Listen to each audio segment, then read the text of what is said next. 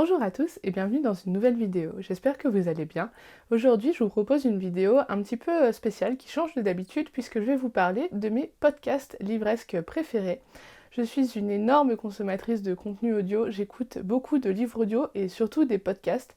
C'est quelque chose que j'adore, notamment quand je marche, quand j'ai des trajets à faire, que ça soit en train ou en voiture. À une période, je travaillais à 2 heures de chez moi et donc j'écoutais énormément de livres audio et de podcasts dans la voiture. Mais c'est surtout quand je marche, je suis quelqu'un qui marche beaucoup, j'aime marcher. En général, si j'ai le choix entre prendre le bus et marcher, je vais marcher et donc forcément, il me faut quelque chose dans les oreilles. Je supporte pas de marcher sans avoir du bruit dans les oreilles. Et donc les livres audio et les podcasts, c'est vraiment ce que je préfère. Et aujourd'hui, je vais vous parler de podcasts qui parlent soit de livres, soit de la littérature en général. Et vous allez voir, c'est assez varié. On va parler Harry Potter, on va parler mythologie, on va parler thriller. Et il s'agira de podcasts en VO ou en VF. J'ai essayé de vous faire une petite sélection de ceux que je préfère et que en même temps, il y en ait pour tout le monde. Allez, on commence tout de suite. Alors, les premiers podcasts dont je vais vous parler, ils ont pour point commun d'être animés par la même personne qui est Mike Schubert.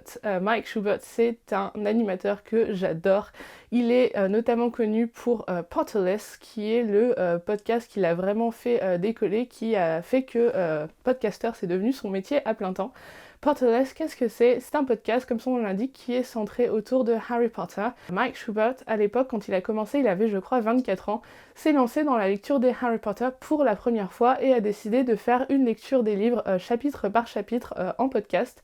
Et on le suit donc à travers la lecture tout d'abord des 7 Harry Potter, ensuite des livres dérivés comme par exemple le Quidditch à travers les âges, les animaux fantastiques, etc. Il a également traité les films et il a également traité du contenu autour de Harry Potter comme les comédies musicales qu'il y a eu comme par exemple A Harry Potter Musical. Et on l'a suivi comme ça, ça a duré 5 ans je crois en tout, quelque chose comme ça. Il a fini très récemment parce que ça y est, il a épuisé le contenu Harry Potter, ou en tout cas le contenu qu'il souhaitait traiter. C'est le podcast qui m'a fait découvrir en fait le monde du podcast, qui m'a fait tomber amoureuse de ce média et surtout qui m'a fait adorer le contenu proposé par Mike Schubert.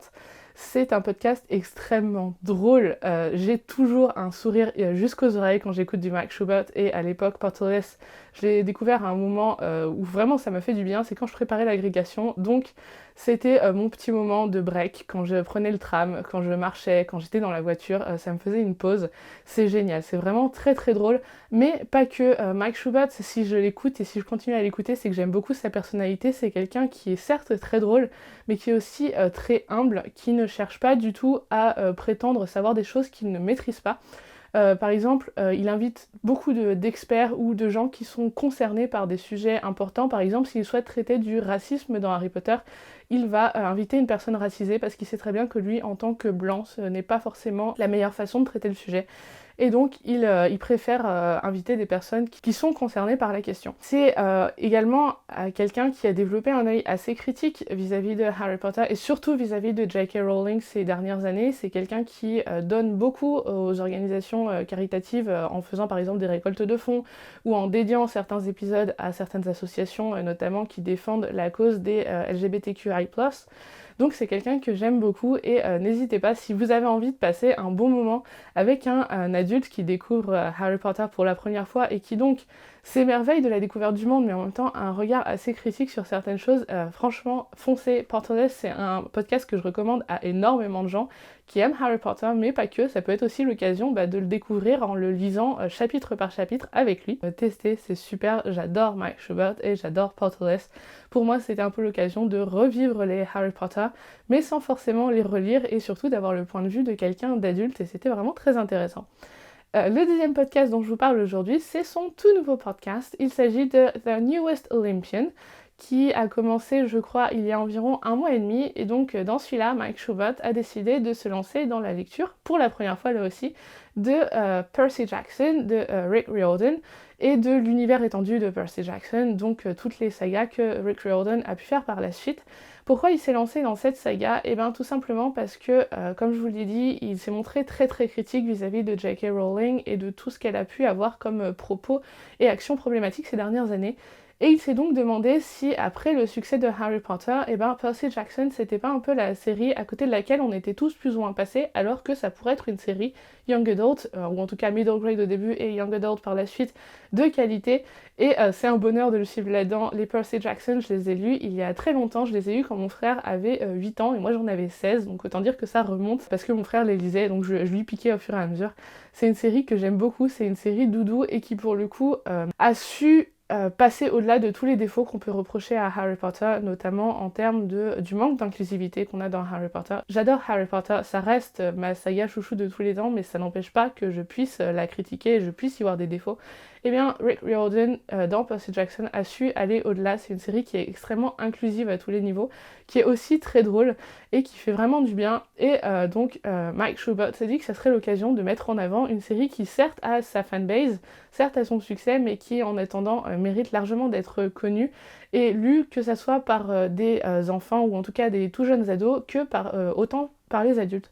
Donc n'hésitez pas, je vous mets bien évidemment tous les liens en barre d'infos. Mais si vous souhaitez découvrir les Percy Jackson, sachez que donc Mike Schubert vient de commencer, donc vous n'aurez pas beaucoup d'épisodes à rattraper.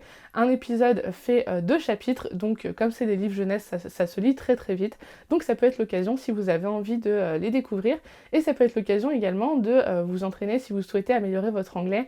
L'anglais de Mike Schubert est relativement accessible, il parle de façon courante, et c'est un accent américain. Et si vous regardez des séries par exemple, et vous serez habitué, parce qu'on va pas se mentir, la majorité des séries qu'on regarde, c'est du contenu US. Donc voilà, ça reste de l'anglais, il n'est pas vulgaire ni quoi que ce soit, donc ça reste vraiment de l'anglais de tous les jours, et ça peut être l'occasion d'entraîner votre oreille. Donc ça peut être l'occasion, si vous souhaitez améliorer votre anglais, pour moi les podcasts, ça fait partie des solutions qu'on peut avoir quand on veut s'entraîner dans une langue, surtout travailler son oreille. N'hésitez pas, en tout cas, The Newest Olympian, pour l'instant j'aime beaucoup, je suis toujours très contente d'y retourner chaque semaine. Alors, on reste dans la même veine de un adulte découvre un grand classique de la littérature pour la première fois. J'ai découvert cette année That's What I'm Talking About, qui est un podcast animé par Mary Clay Watt, qui est donc un podcast centré autour de l'univers du Seigneur des Anneaux. Je suis arrivée, je crois, au 2e tome, donc aux 2 tours, je suis à peu près à la moitié, sachant que pour l'instant, elle a fini Seigneur des Anneaux et elle est en train de lire Le Hobbit, je crois, je suis pas sûre, c'est un podcast qui a 2 ou 3 ans. C'est très sympa, c'est donc un peu le même format que Porterless. Maintenant, je suis pas non plus aussi fan de That's What I'm Talking About que de Porterless, parce que je trouve que Mary Clay Watt n'a pas exactement le même humour que Mike Schubert. En tout cas, c'est un humour qui me correspond moins, mais ça reste très sympa. Et aussi, j'avais envie de me relire Le Seigneur des Anneaux, mais on va pas se mentir, vu la taille de ma pile à lire, si je me mets à relire Le Seigneur des Anneaux, je m'en sors plus. Donc c'est l'occasion, c'est pareil, c'est du chapitre par chapitre. Elle invite également des gens qui sont soit fans du Seigneur des Anneaux depuis très longtemps, soit qui, comme elle, découvrent le Seigneur des Anneaux. C'est très chouette. Il y a des gens qui, par exemple, ont fait des études sur Tolkien, ont fait des thèses sur Tolkien, d'autres qui ont simplement vu les films. C'est toujours très chouette. J'aime beaucoup ce contenu. Comme je vous le dis, c'est pas autant un coup de cœur que Porterless, mais ça reste très très chouette. Et c'est l'occasion de redécouvrir une saga sans forcément avoir besoin d'y retourner en profondeur. Un petit peu dans la même veine, et on revient à Harry Potter pour le coup, j'ai découvert également cette année ou peut-être l'année dernière Witch Please, qui est un podcast canadien pour le coup, qui est animé par Marcel Koosman et Hannah McGregor, et qui, à l'origine, j'ai jamais entendu les anciens épisodes, était un podcast un petit peu à la sauce Potterless, c'est-à-dire un podcast humoristique autour de l'univers de Harry Potter, sauf que depuis notamment les propos problématiques de J.K. Rowling. Marcel Koosman et Hannah McGregor, qui sont toutes les deux des universitaires dans le domaine de la sociologie, il me semble, ont décidé de faire un reboot de Witch Please et de lancer un nouveau podcast qui en fait dans chaque épisode traite un aspect de Harry Potter, mais sous la lentille de la sociologie, des études concernant le féminisme, le racisme, le classisme par exemple, tout ça. Et c'est passionnant, c'est vraiment une analyse assez pointue qui, sans vous demander non plus d'avoir des connaissances préalables sur le sujet, reste une analyse universitaire qui va assez en profondeur.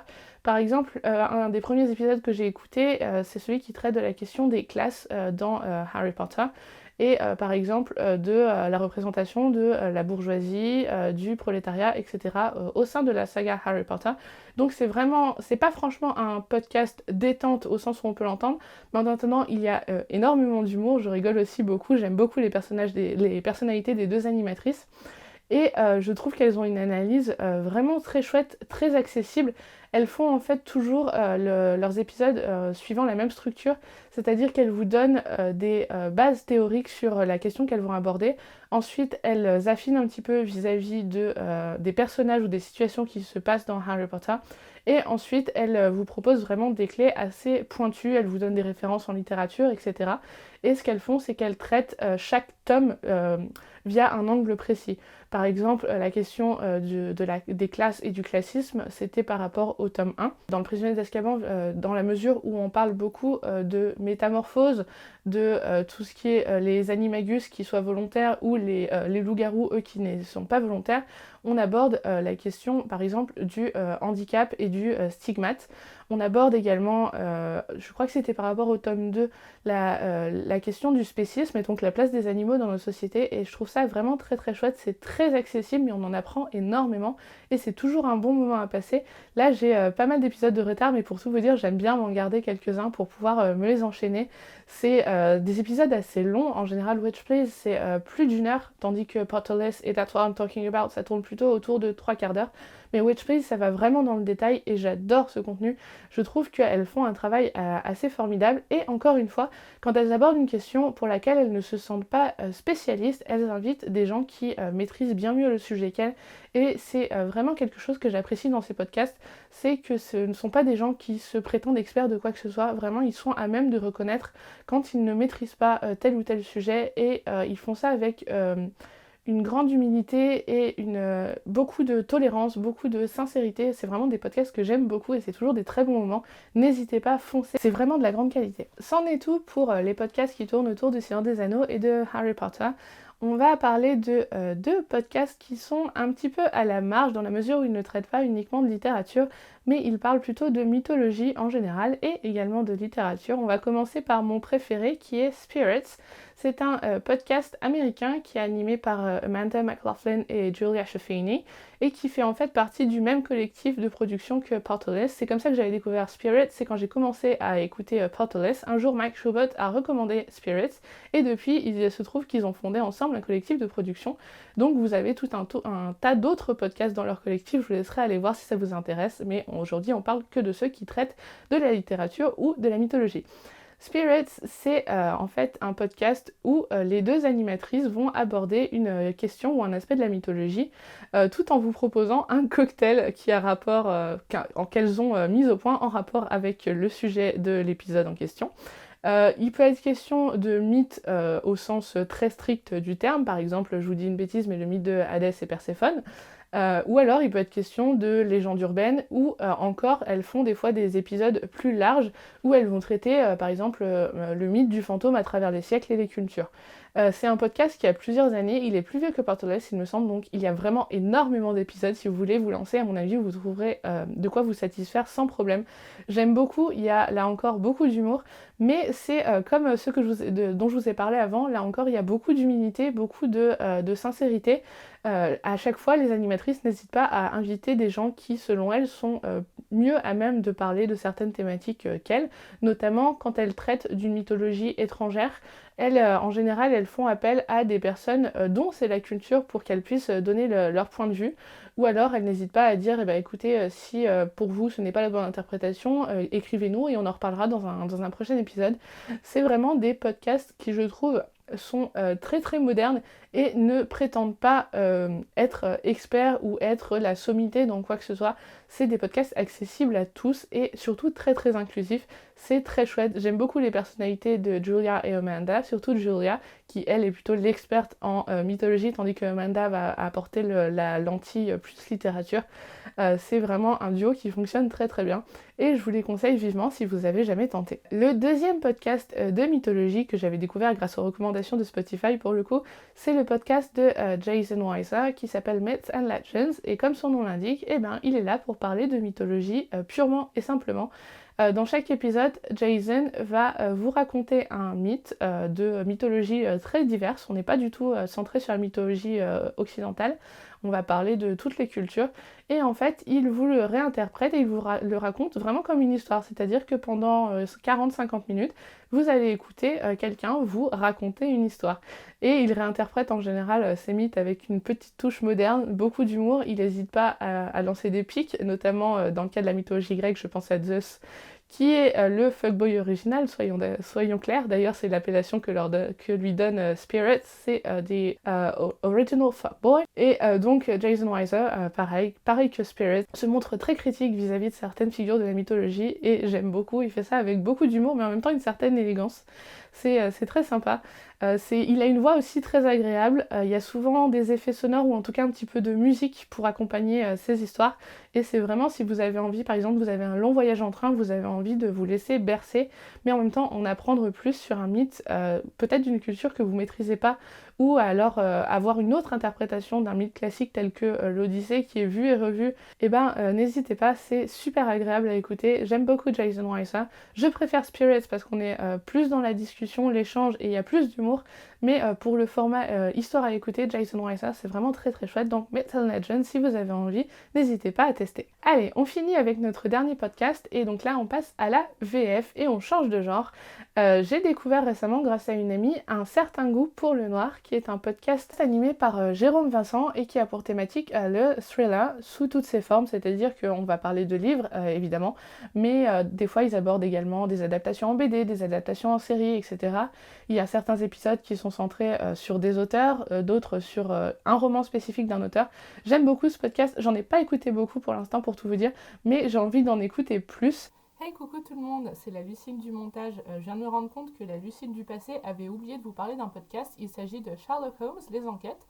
C'est un podcast en français qu'on trouve notamment sur Spotify et qui est en fait simplement une dramatisation, une mise en scène en version audio des romans de Conan Doyle. C'est vraiment très sympa, j'en ai écouté plusieurs épisodes avec mon chéri et comme c'est en français, je me suis dit que je vous en parlerais. Voilà. Écoutez, c'en est tout pour moi, pour cette vidéo dédiée au podcast livresque. J'espère que ça vous aura plu. N'hésitez pas à me dire si certains de ces podcasts vous font envie, et surtout n'hésitez pas à me faire vos propres recommandations. Je suis toujours à la recherche de contenu audio nouveau, de qualité. Vraiment, c'est quelque chose que j'aime beaucoup. J'ai une playlist longue comme le bras de contenu audio qui me fait envie, que ça soit en podcast ou en livre. Mais voilà, n'hésitez pas à me faire vos suggestions.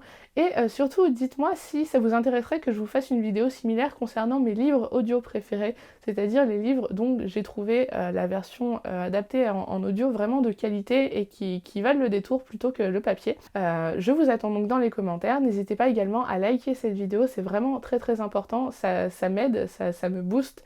Et ça montre aussi à YouTube que je fais pas que dire des bêtises. N'hésitez pas à vous abonner à la chaîne et à la recommander à quelqu'un éventuellement si ça pourrait lui plaire. Moi, je vous dis un grand merci d'avoir regardé cette vidéo jusqu'au bout et je vous dis à très bientôt. Ciao!